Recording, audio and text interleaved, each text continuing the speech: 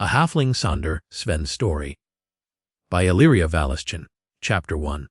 One of the oddest predicaments of Sven's life starts out in a dungeon jail cell, where the previous night's activities were well forgotten. The only reason he seemed to be stirring from what we can assume is a drunken slumber are the bellowing hollers of the other prisoners throughout the building, some even going as far as to scream out their frustrations. It takes some time for him to wake and adjust to the surroundings. His brain can hardly grasp that he is laying on a damp floor, when something fuzzy climbs over his outstretched hand, causing it to quickly retract into his chest. Taking in a deep breath, his nose is quickly overcome with the smell of beatniks and feces. His heart starts to pound while he takes in a few more deep gagging breaths, as the utter confusion of how the events of the last night had gotten him into a jail cell. How in the world did he wind up in this predicament? He had only been looking for his friend Kerp. As a few more moments pass, the shock and fogginess in his brain begin to ease. A thought dawns on him as he relaxes, seeing that he is not in immediate danger. He had been out, talking to all their friends and neighbors, asking them if they had seen or heard from Kerp, but no one had, at least not since letting everyone know he was going fishing in the harbor. Frustration at realizing he hadn't made much progress, and that Willa would be very disappointed in this news. Sven had agreed to find him on the behalf of Willa. She was Kerp's twin sister, and it had been a month since she had last seen him. She just knew something had to be very wrong. They'd never gone so long without talking to each other. The two of them had always been close. Even if they had gotten into a fight, the silence between the two of them wouldn't last longer than a week. Knowing this, Sven could tell Willa had become very upset over her missing brother, and seeing her like this only upset him. Giving his head a bit of a shake to get the rest of the fog out, Sven tried to remember anything else. The search had led only to dead ends so far. Everyone saying the same thing. Kerp said that he was going to go fishing and would be back once he had gotten enough. What would be enough? The damn fellow had been gone for near a month now. Even the local fishermen didn't stay out this long on their deep-sea ventures. It was beginning to feel like an utter goose chase looking for Kerp. That is until he went to the little shack Kerp called home. There was so much dust about that it looked like Kerp had been gone much longer than a month. A very visible layer of undisturbed dust had coated everything in sight. Even the pillows on Kerp's bed were covered in the thick layer of dust. The thought that maybe Kerp never went home before he disappeared made Sven pause for thought. What if Kerp had been staying elsewhere now?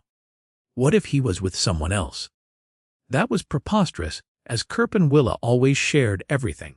Not to mention Kerp was always one to boast on whatever new adventure he had been doing, even when Kerp himself thought he could be a runner for Sven's father. No, it just didn't make sense that he would just vanish like that, with nothing really showing any promise of help. Sven turned and began to leave the building when a bright flash overwhelmed his senses, causing complete and utter confusion. This memory of a blinding light causes Sven to gasp in more of the putrid air around. His hands reach up instinctively trying to block out the memory of light, while his ears begin to ring of the faint whistle that was high enough to make any hound howl. Unable to protect his eyes or his ears from the memory, he lets out a low groan of pain. As his memory fades into nothingness, Sven lays down on the cool, damp floor, the pain washing over him in waves as his body relives the memory. He tries not to focus on it as his pulse courses through his temples. Not entirely sure what happened after that. It takes a bit for Sven's pain to calm down enough for him to stand unstably against the grimy wall. A shudder of pain passes over him as he begins to walk across the cobblestone floor to the dome-shaped iron door. He peers out into the hall, seeing a few fellows crouched in the little light given off by the lanterns on the wall, most of them looking very disheveled and uneasy themselves, some even giving off the vibe of being deranged. Sven grabs the bars of the door and gives it a mighty shake in hopes that it might open up. However, the door does not even budge in the slightest.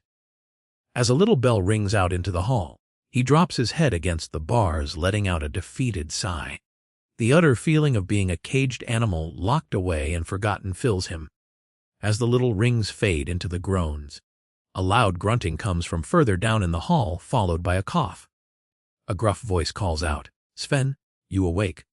"Yeah," Sven says, looking around trying to see where the voice had come from. "Good, good." It calls back once more with a sound of shuffling footsteps. The others quiet down as they listen to the conversation. "Kerp?" Sven asks warily, looking in the direction of the shuffling. A hearty chuckle breaks through the air. "Nope, it's Vertox." The jailer's name rings of familiarity to Sven, bringing about even more confusion. Vertox being an older man who had seen more than his fair share of pub and jail brawls, has now entered the hall where Sven can see him striding along, the prominent gimp in his walk, a permanent reminder of one of the many brawls. The scars and wrinkles covering his weathered face furrow into a scowl as he reaches the cell door. "Now, stay out of the halfling brew or Willa will have to bring you back in." He lifts up a key ring and places a key into the lock. A quick turn of the key causes a loud clank sound to echo out. "I got drunk," Sven says, looking down, a bit confused and ashamed. He slowly steps out of the cell. "Do you know where Kerp is?" Vertox watches Sven walk out, a look of perplexity crossing over his face. "Yeah, you came in all wobbly and slurring everything you were saying, along with trying to streak through the place. Willa brought you in so you wouldn't be a nuisance. As for Kerp, nah, haven't seen him in a month's time, I'd say. Yeah, just before the Linky Berry Festival." Sven runs his hands through his hair. All right, thanks for not letting me get hurt." He begins to walk out of the cell block. "Willa brought me. I hope she isn't mad at me." "Nah, not mad in the least. But your ma might be." With that, Vertox lets out a hearty chuckle. "She knows." Sven lets out a deep groan. This causes Vertox to bend over in laughter for quite a few moments longer than Sven wishes to live through ever again, finally gasping a response out. "Yeah, she knows." With that new bit of knowledge, Sven tries to turn around. "I think I want to go back to my cell." Vertox shakes his head while closing the door before Sven can manage to squeeze back into the room. Now, you ain't broke a law and you seem sober enough to walk out ya get." Smiling widely across his wrinkled face, "Besides, Willa will be looking for ya to return." Nodding slowly, Sven tries to remember what it was he promised to bring, his mind seeming to only draw a blank on the whole situation. Had he promised something in the mess he had caused himself last night? He walks out of the holding area and into the main office part, still trying to wrap his head around what he could have possibly told her. A sudden jolted snore of a deputy asleep at his desk breaks Sven from his thoughts. He reaches for the front door and opens it, allowing the sunbeams to pour in. Another memory flashes forth into Sven's mind, seeing himself in his friend's little shack, where everything is completely untouched, covered in dust and left in time, forgotten. The only thing that is out of place is the sack of money sitting on Kerp's nightstand. It had been the only thing there not covered in dust, as if it had been set down there that day, overflowing with coins. The memory, triggered by the light's rays, now brings forth a weird sensation. The next moment Sven finds himself in a very colorful haze, with what seems like little imps playing and singing loudly around him. Blinking the memory away, Sven nods to Vertox and leaves quietly. The door closes behind him with a heavy click, thrusting him into the noonday hustle and bustle of the crowd. Many of the halflings enjoying the afternoon sun and shopping, while others are heading back to work after their noonday meal. His thoughts immediately jump to finding Willa, hoping that he might find her nearby and learn what he did last night.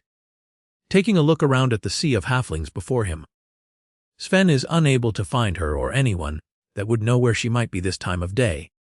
Sighing inwardly, he decides to head home, hoping that a quick clean-up from the night's stay in the jailer's cell will help get his mind set in the right place. Knowing the quickest route would be to head down to the fishing wharf, then back up past his father's shipping business. It would also mean less likely to run into someone he knew and have to explain his outwardly appearance.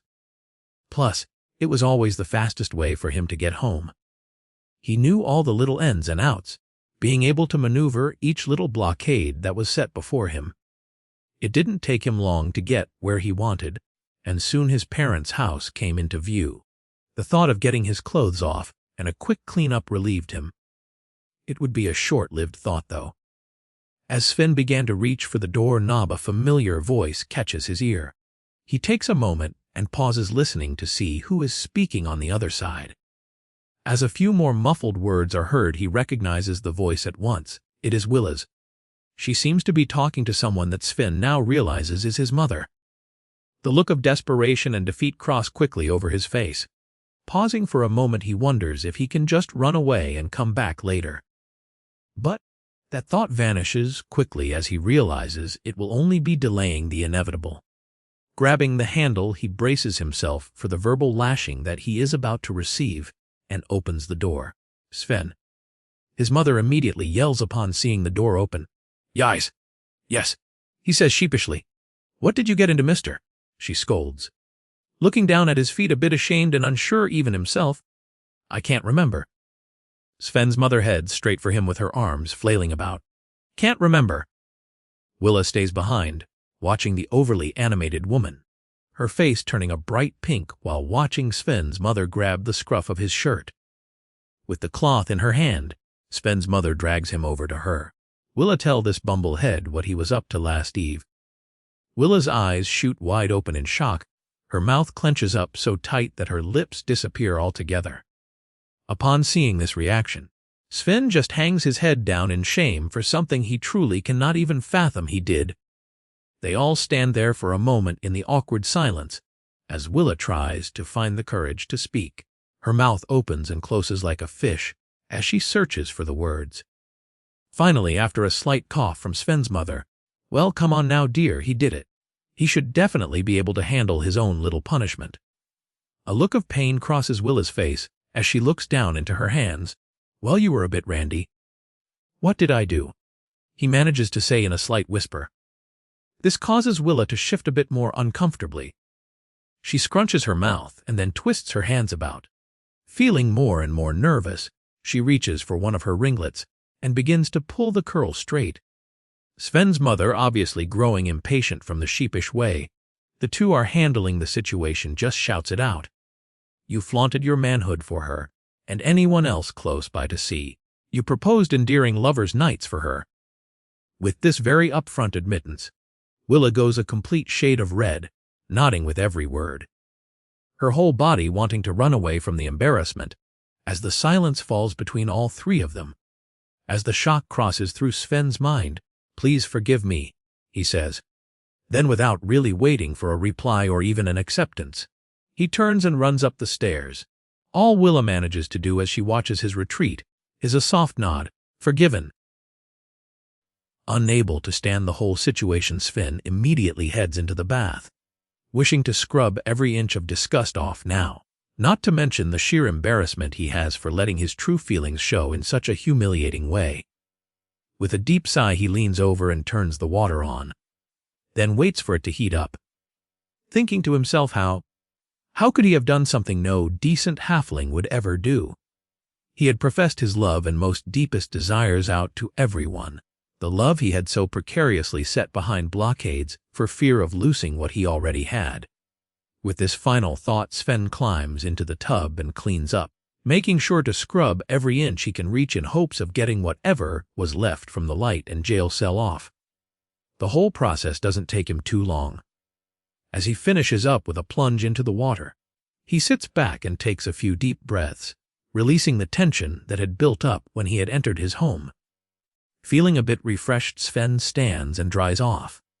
Choosing a clean pair of trousers and a dark green shirt, he then runs a comb through his damp hair.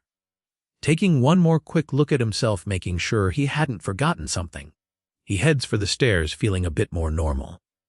The sound of an empty house puts Sven even more at ease as the whole day feels off in some way or another. The afternoon light pours in through the windows, causing another memory to come to mind. Once again it bombs across as he remembers a dark figure standing in front of him. He grasps his head as the pain radiates through it. With a blink, the scenery changes and suddenly he is standing before Willa's front door. The next feeling he has is of himself dancing around giddy as a schoolboy in love and getting to talk to his heart's desire. Willa seems to even be returning his affection and kisses him gently on his cheek. This sends Sven's mind racing in hopes of creating a life with her. The overwhelming passion soon causes embarrassment to rise up. With a shake, Sven gives himself a quick smack to his face, then lets out a low groan as the front door opens. Willa steps in and looks to Sven, whose cheeks have turned bright red. Not really taking concern for the changing color of Sven's face, Willa asks softly, "Have you found my brother?" "I'm still looking." "I promise I will find him," Sven says. "I know you have promised quite a bit." She looks around, making sure it's okay to speak. Markle said, "He saw a scrawny man running from the shack a few nights ago."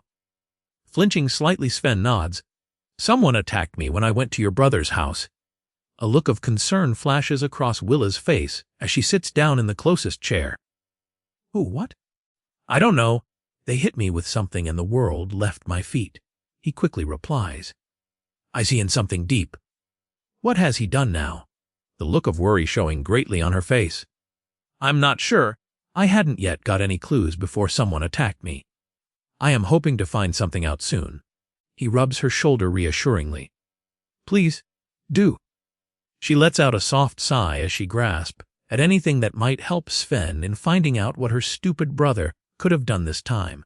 He was always known for doing the most outrageous or silliest things in her opinion. But nothing like this. Nothing that would have caused him to leave her, his twin sister, alone. The bond, while strained at moments, was always tight and close. It all seemed like a horrible mystery to her. Sven begins to gather things into his small satchel while she sits there thinking. She gives him a slight wave as he opens the door to leave. He smiles gently as he closes the door behind him. The sunlight shines down softly as the cool breeze from the harbor engulfs the area in a sweet smell of the sea. Sven takes a moment for a deep breath of relief that Willa did not seem to be too upset about the previous night's outbursts, but rather more concerned and wishing to have some answers of what was going on. To be truthful to himself, even Sven wanted these answered. While walking back to Kerp's shack, Sven takes his time. The few halflings he passes call out their hellos as he walks by. Most of them are the men and young boys, who are finishing up and getting prepared for the next day's work. Some yelling can even be heard from the tradesmen to their apprentices, making the young ones jump. Most of them are eager to get the job done and have that pat on the back. This brings a smile to Sven as he remembers doing the same for his father in the shipping yard. Always eager to please. Always wanting to show he was smart and fast, like his father. A few more late afternoon hellos are said as Sven approaches Kerp's shack. A brief look around doesn't show any sign of a struggle or what might have happened last eve. The only disturbance to the yard is a few blades of grass blowing in the soft sea breeze. Standing there for what feels like too long, Sven adjusts his shoulders and walks up to the door and opens it. Stepping inside, he looks around the dimly lit room, expecting to see some sort of sign of the scuffle that had happened the previous night. The place is completely clean, as if someone had come through and cleaned it, making it ready for visitors. The dust from a month's absence can no longer be seen. The scent of stale air was gone. The only thing that Sven could find, or that more accurately could not, was the pouch of money. Not even a single trace of it. This takes Sven a moment to grasp. How could it be so well cleaned in such a short amount of time, without anyone noticing a presence? He goes about making sure he hasn't missed a thing by checking all the cabinets again, looking behind the seating, even going as far as to check under the bed, which had also been cleaned. This was truly unnatural for his friend, and even a bit more unnerving for Sven himself. Unable to find anything new on the inside, Sven starts to wonder about the outside. Maybe there was something outside that was making everyone less worried about Kerp. Or there might be a clue as to where Kerp had run off to. Stepping out into the late afternoon sun, everything looks about the same. The grass is a bit taller, and the other bits of the smallish yard are in its normal unkept qualities. He begins to search around the sides of the house, paying close attention to the walls and windows, looking for anything that could have notified him of someone entering the little shack. Reaching the back and where the village comes to an end, he finds nothing but some very tall weeds. They could be considered sunflowers for how tall they had grown. With this, Sven runs a hand through his hair, wondering what it could all mean. A clean house, the unkempt yard, and the outskirts of town a normal, forgotten mess. It was all too normal. He lets out a little sigh, taking one more look at the back of the shack, not really giving it much thought until a little glimmer of something near the back wall catches his eye. The wind gives a soft gust, moving the weeds, allowing the glimmer to become clearer, then disappear. With each little burst of wind it shows, but is quickly hidden as the wind slows down. Moving closer, he pulls out his pocket knife and begins to cut away the weeds. As he clears the weeds, Sven finds a metal plaque that has been hammered into the back wall. In it is a very faint image with two people walking upside down and under a rainbow. Although as he peers closer at it, he can tell that the image is very faded, almost too faint to see. Reaching out with his knife, Sven begins to dig it out of the wall, taking extra care so as not to damage the metal or set off any traps. It takes quite a bit of effort from him digging at the salt water-soaked wood, as his hands start to tremble from fatigue and only adding to the strain in his arms. Finally, when he can really bear no more of the pain, the plaque falls to the ground, just barely missing his outstretched hand. Leaning over, he picks up the plaque and begins to take an even closer look, noticing that the image fades completely from view when the sunlight is directly upon it. Then reappearing as he turns it away from the light, a small frown crosses Sven's face as he places the item and the knife into his pack. Not really knowing what to make of it, he turns from the building, now looking for any signs of someone coming or going. At first there doesn't seem to be anything, until he gets closer to the seaside of the shack. A small track is leaving. With this small clue, Sven begins to follow the tracks with caution, the trail taking him in a zigzag pattern, from one building to the next, then down the sandy path of the beach to the side of the harbor, a place where others like to have a midday picnic or do a quiet morning of fishing. The trail stays close to the solid land of the beach, along the tree and rock line, then suddenly stops at a point behind two rocks. Looking about, Sven can now only barely see the town, and that there is a strange floating object out in the cove. Taking that as a clue, Sven looks around and decides to hang his pack onto a high tree branch, making sure that it can't be swept away in the evening tide. Putting his shoes aside, he begins to wade out towards the bouncing object, watching it bob up and down like some child's ball or a fishing buoy. It continues bobbing with the waves as if it has been forgotten. Getting closer, Sven is able to see that the little bobbing object is a tube and is giving off a small static charged field.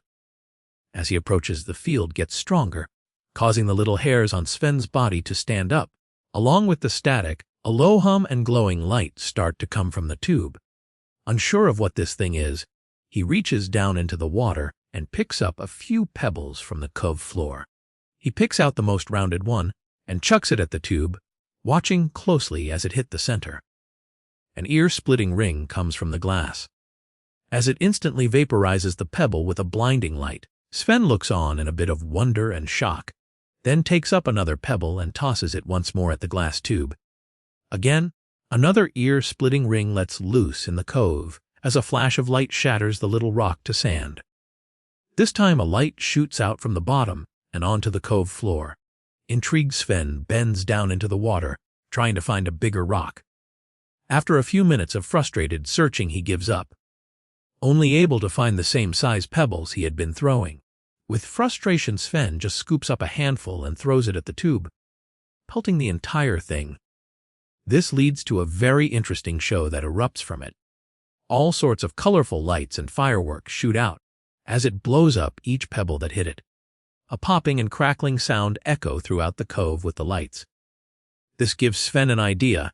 He begins to fill his shirt with the pebbles, intent on just throwing them continuously at it, hoping to cause it to run low on power. He begins his assault, to which he isn't disappointed as the tube quickly starts firing off more and more lights. The whole process seems to take forever, until it just stops with one last large red beam shooting out from it, narrowing its focus down onto Sven. Sudden fear wells up inside of him as he dives out of the way of danger. He manages to miss the intense bolt of energy shooting out towards where he had been standing. The light circles the area as if looking for anything else that may try to disrupt it, but only finds a few little fish that were swimming close by and a few unlucky birds flying above. As Sven surfaces and takes in a few big gulping breaths, he looks at the tube in bewilderment. Whatever this thing is, he is certain it has to deal with his buddy's disappearance. He begins to feel around the area looking for some soft, supple mud to chuck at it. When he throws the mud, it doesn't seem to have any effect on the tube. It just bobs around in the water, dipping down whenever the mud lands on it. The whole process of covering it takes a few throws, after which he pauses for a moment. He is unsure if it has truly stopped the attacks or if it's just waiting. Sven then decides to throw a few more pebbles nearby. The tube doesn't even react. Feeling a little less nervous, he wades over to it, watching as it just bobs about like a piece of junk. The tube itself is bigger than what he had expected. He looks around trying to find out where it has been tethered, but it seems to be stuck in place, just floating on the waves. Cautiously, Sven reaches a hand out and touches it. Nothing happens as the slimy silt stays in place. Being reassured that he isn't in any danger, he begins to drag the tube out of the water, not quite sure what will cause it to go off. So, Sven takes it out slowly, making sure not to let any of the mud wash away and have an energy blast come from it. Once it's dragged up onto the shore, Sven heads to his pack. An uneasy feeling of someone watching him makes the hairs on the back of his neck rise.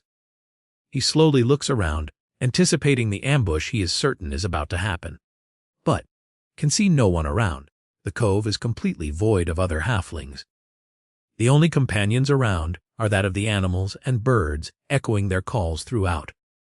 Brushing the feeling aside as just remnants of almost getting blown up, he drops the pack down next to the tube and seeing if it can be put inside. As he looks down at them both, he realizes that it can barely fit it.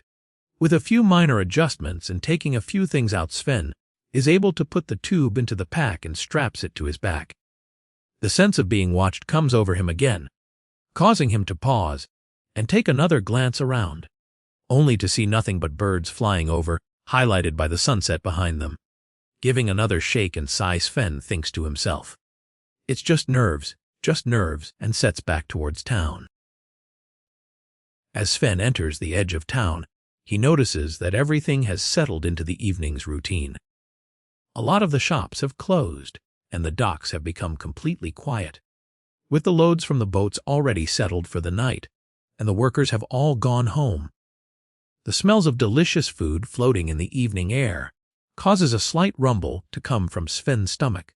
Shaking his head from the simple distraction, he continues on.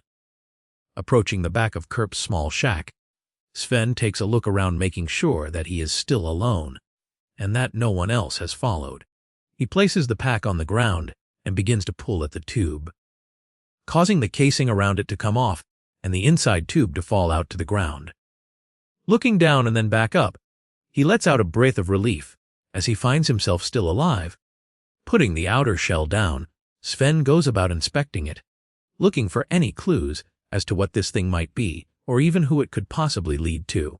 Wiping off some of the mud around the edges, he spots the same symbol that was on Kerp's home earlier, the same symbol that he pried out of the wall. Quickly he pulls the metal plate out and begins to examine it, seeing that they are exactly the same. "Who is this person?" Sven says softly. "And what do they want with Kerp?" Setting the case down, he pulls the inside tube over and looks at it, finding a small little lock on the side. He goes over it more thoroughly, only finding the little lock. "Hem," he sighs out.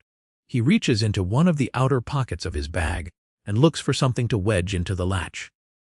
Unable to find anything in either pocket, he slams the tube onto the ground in pure frustration and flops to the side of it, grumbling irritably. A light once again flashes from under it, as the tube stands up and begins walking back to the cove, making the same weird steps that led him down there in the first place.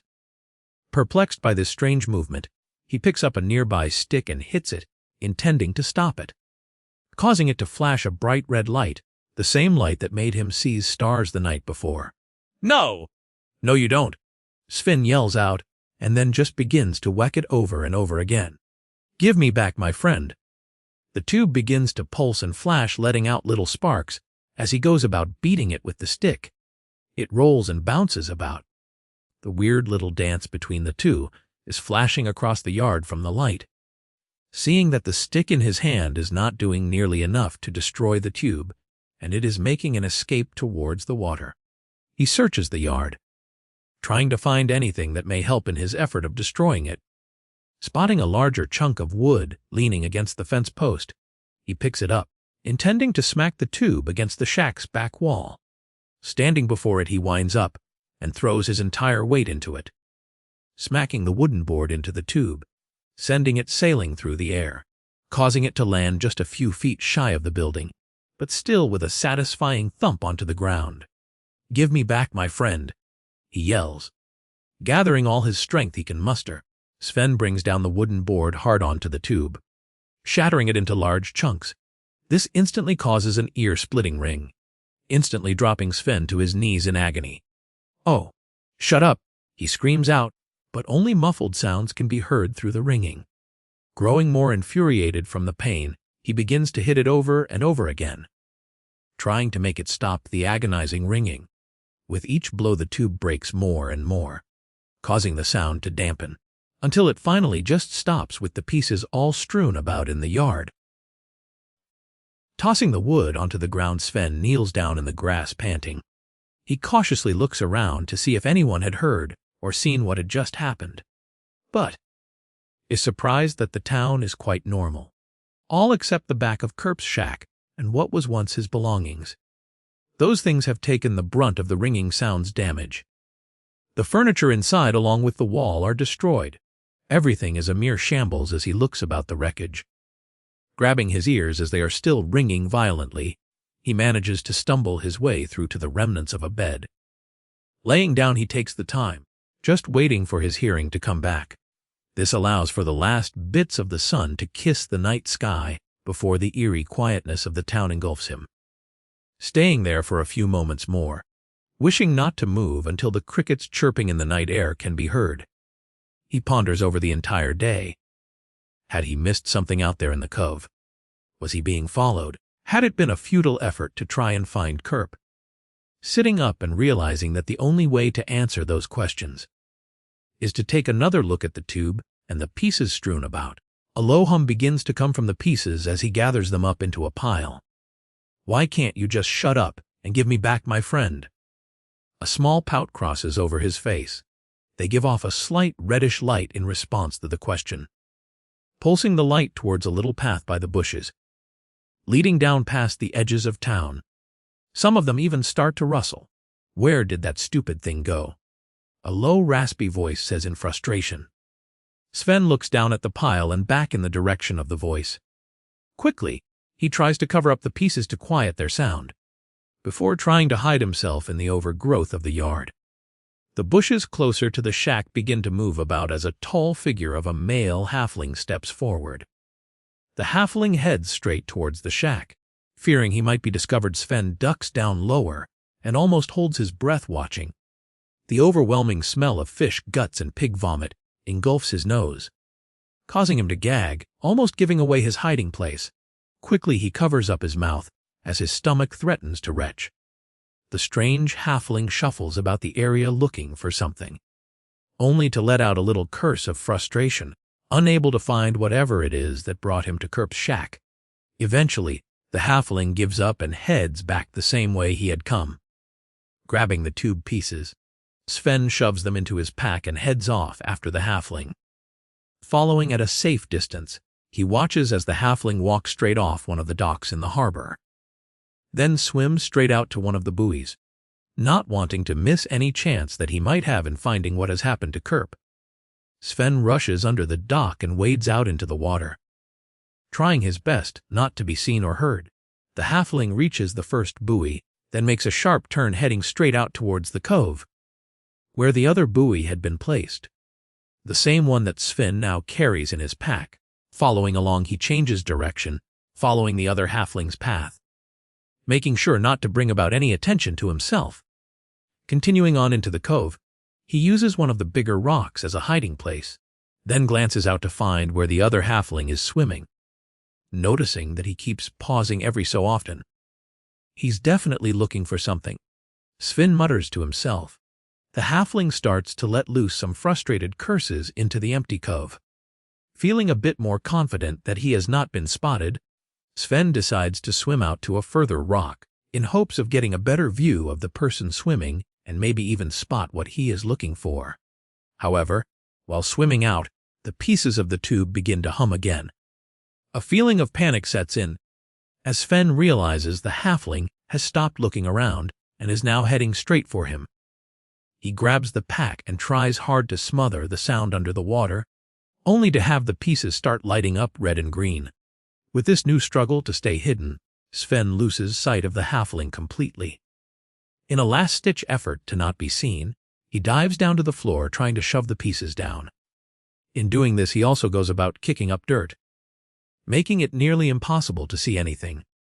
A surge of adrenaline fills him, as he is unsure where the other halfling has gone now. Giving one last clamp down onto the pieces, trying to keep it hidden, Sven then suddenly finds himself being shot up into the air, high above the tree line. The cold whistling of the air passing over him as he looks to the land that lays before him. While gazing out, he sees the entire town and off to the side, a small camp in the woods. Blinking from the realization that he has been flung into the air from what feels like a water cannon, Sven focuses on the little camp he has spotted in the distance and notices that there is a fire burning in the center along with a few tents, which he realizes that the camp in question is the normal drinking spot for young ones to have fun away from their parents. This wasn't normal, and he had never seen anyone camping in that spot before.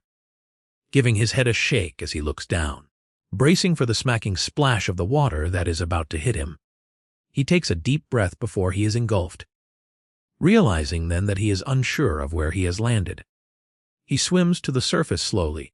As his body aches from the impact of the fall, he breaks the surface with a big gulping gasp for air and looks about. Getting his bearings of where he landed and where the other halfling is, Sven is both relieved and frustrated that he can't find the other male halfling. There is no sign of him anywhere, or that he was even affected by the blast of water that had shot Sven into the air. Pushing the pain aside, along with the frustration of missing the opportunity to catch the strange halfling, he straightens his pack and swims for the shore. Slogging his way out of the water, he heads to the edge of the tree line and enters the path he has taken many a time with his friends. A soft smile crosses his lips as he remembers some of them, walking the path quietly, not wishing to disturb any of the others he had seen. But, as he gets closer, the sound of halflings shouting "Pack it up" and "Leave it behind" lets him know that they are not normal misbehaving halflings. Slowing his pace, Sven veers off the path, trying to get a better view without being seen.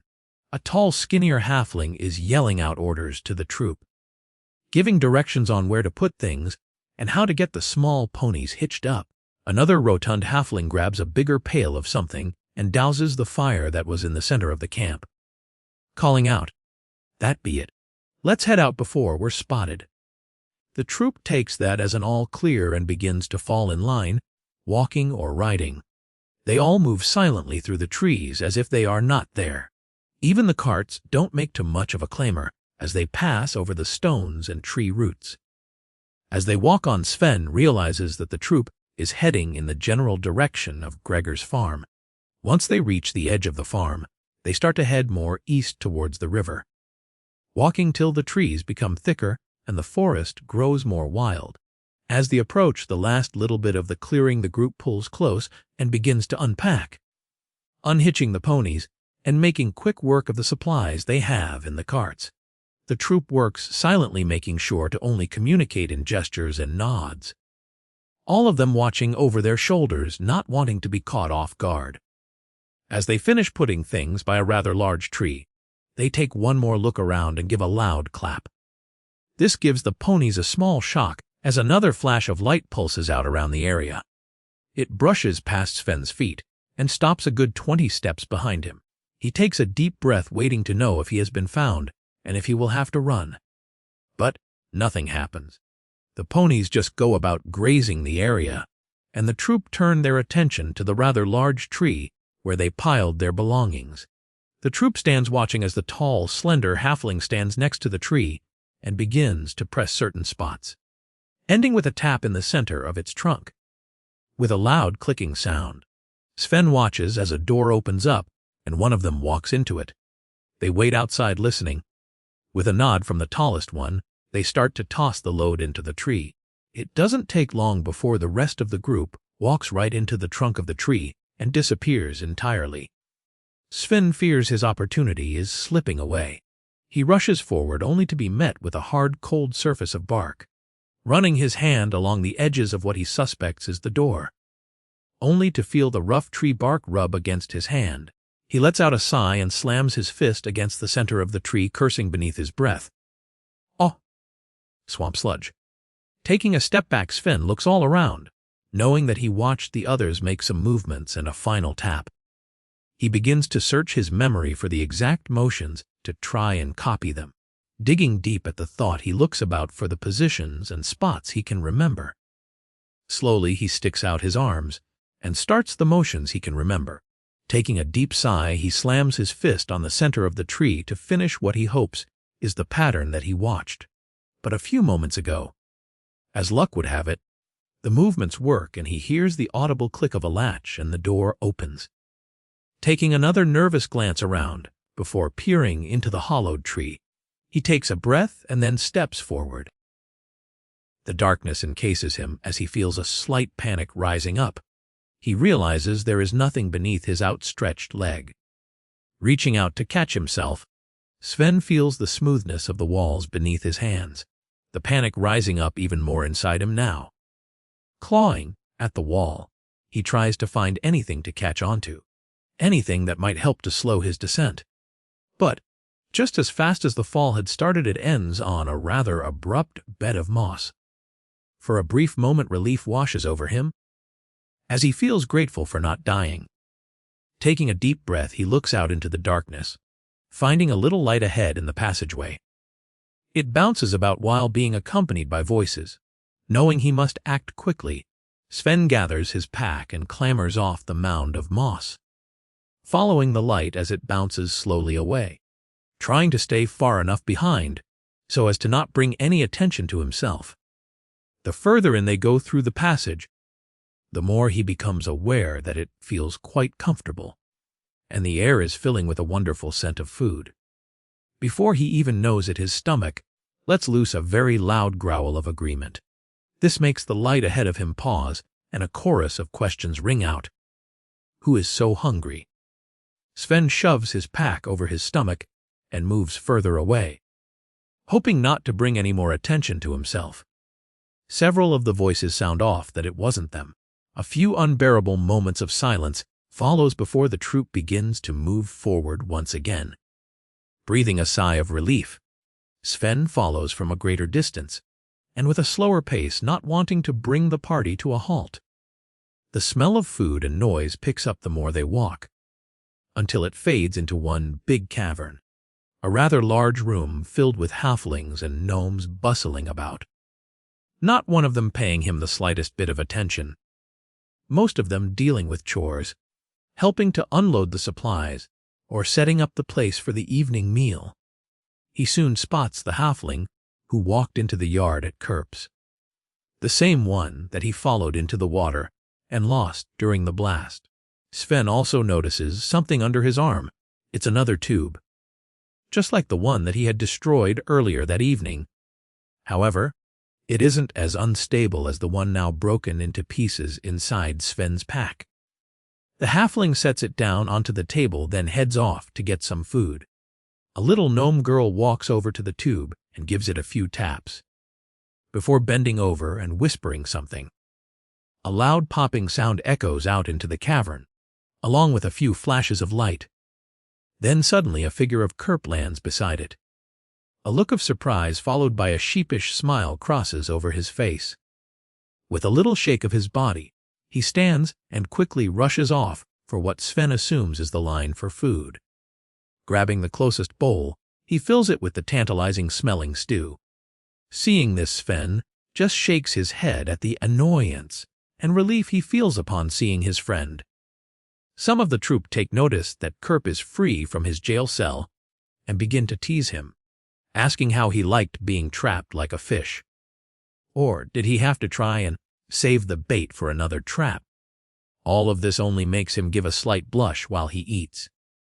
Paying close attention to Kerp, Sven soon realizes that his friend has changed.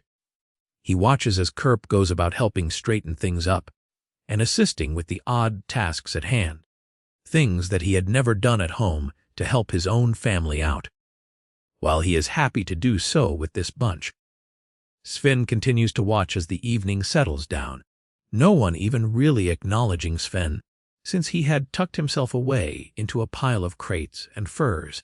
The joyous sounds echoing about start to soften as one by one the troop all curl up on the floor and begin to rest.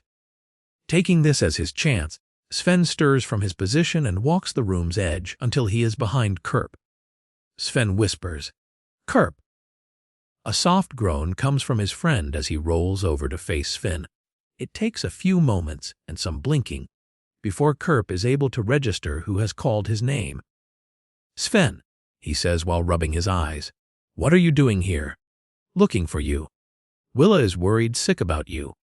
Sven replies in a hushed tone. "Willa?" Kerp asks confused. "Why? I have only been gone a day. Is she overreacting again?" He rolls his eyes in annoyance.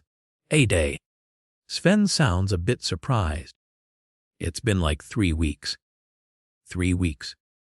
Kerp gapes at the thought, his voice now echoing off the walls, forgetting the others around him.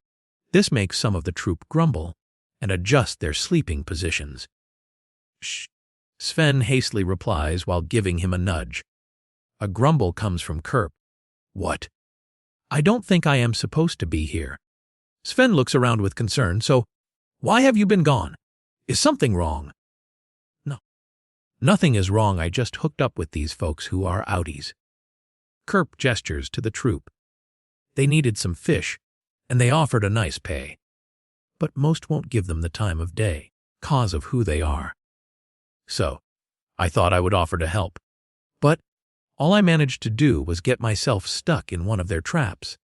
Sven looks over to the tubes on the table. "Those stupid things." "Yeah," Kerp points to it. "You set them out in the water, and any fish or crustacean walking by gets caught. Of course you can wind up in it if you don't stop the impulse." "Oh," Sven looks a bit annoyed. I smashed one." This causes Kerp to burst out laughing. "Why did you break it?" Looking down embarrassed, Sven just blurts out, "I didn't know what it was." "Well, it's fine. I am sure the tube put up quite a fight over its beating." Giving him a pat on the back, Kerp stands and lets loose a large stretch. "Come, I must take you to Grumtuck." "All right." Sven nods while looking around nervously. This makes Kerp chuckle even more as he walks over to a round ball of hair and gives it a tap on what one could only assume is a head. A low grumble comes from it while uncurling from its resting position. The tall and skinny halfling standing before the two of them makes both feel more anxious than before.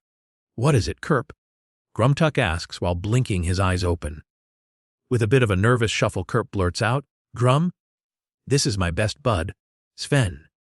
Looking over at Sven, he asks, "How did he get here?"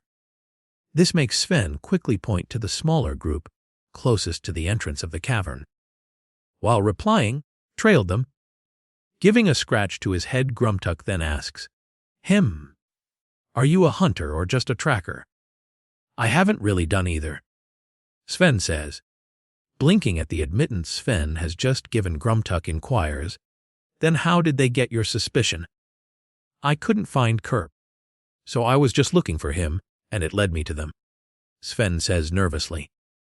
With a few more scratches and a deep look over from Grumtuck, "Well, you can't be going around telling about our hiding place," he says, while looking Sven over even more cautiously. I only wanted to find Kerp. His sister is worried about him. Sven manages to say under the studying gaze. So you won't be blabbing about us then? Grumtuck asks once more. No. Why would I? Sven says, but Kerp needs to go home and see his sister. So that she knows he is all right. With that, Sven smacks Kerp's arm. Oh, what was that for? Kerp says while holding his arm. To make sure you remember. Sven counters back. Grumtuck just nods to them while pointing to more of the tubes in a pile by the entrance. There are the tubes, and don't get yourselves locked up again. With that, he lays back down, only to fall quickly back to sleep. Giving an exhausted sigh, Kerp walks over to the tubes and begins to put them into an empty sack. Once it is full, he turns to Sven and thrusts the remaining ones into his arms. Here, you can help me take these home, Kerp says with the last tube in Sven's hand. Fine, but I blame you for all of this, Sven says as he follows Kerp. Blame me for what? He says while looking back over his shoulder. You know what? Always getting me caught up in this or that. Sven gives him a bit of a nudge. Kerp gives yet another little grumble as they head into the hall that Sven had come through earlier. The small little lantern in Kerp's hand bounces the light about, making Sven curious on how they will get out this way. The walls had been smooth as glass when he fell in. Surely they had a different way to exit. But as they kept going, Sven got the odd sensation that the Audis were definitely not all they seemed to be, that the townsfolk may have them completely wrong. Once the two had reached the mossy pillow, Kerp lets out a high-pitched whistle, and a bungee drops down, wrapping itself tightly around his waist. Sparkle juice, or you let me ask out your sister, Sven blurts out. Up to you, on how you want to pay me back for this trouble. Kerp's eyes bulge as the bungee flings him in the air after Sven's words. Looking up, he pauses for a moment, not sure how his friend will react. He gives the same whistle and holds his breath as the bungee drops down and wraps tightly around his own waist. The sudden force pulls him up the tube and out the door onto the ground. Kerp is standing there, a bit of panic on his face. I'll find you the sparkle juice. He manages to stammer out. But let's stop off and drop these off at home first. Giving a slight shake of his head, Sven looks a bit defeated and mutters under his breath. Best friends for years and still doesn't trust me. The two set off in rather a quick pace to Kerp's shack. The morning rays have just started to kiss the night sky goodbye as they reach the edge of town where Kerp's shack sits. It takes but a moment to enter through the door and Kerp to blurt out in shock, "What the hell?" Giving a shrug, Sven offers up, "You've been away for a while." Letting out a whimper of defeat, Kerp drops the sack beside the open door and heads for the rations box to where his bed had been. He begins to dig around desperately, trying to find the sparkle juice he knew he had saved.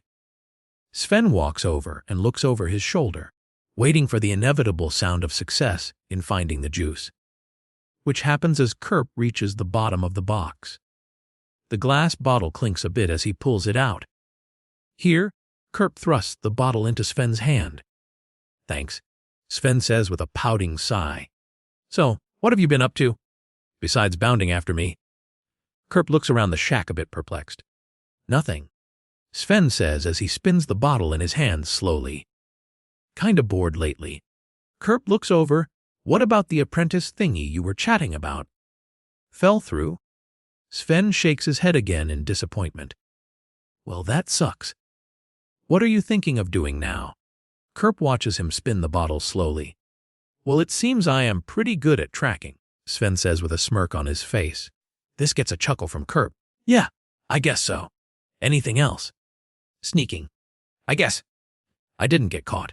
You sure have been busy. Sven gets up and lets out a sigh before placing the bottle back into the box. Don't you want the juice? Kerp asks. Nah, I lost my appetite, Sven replies.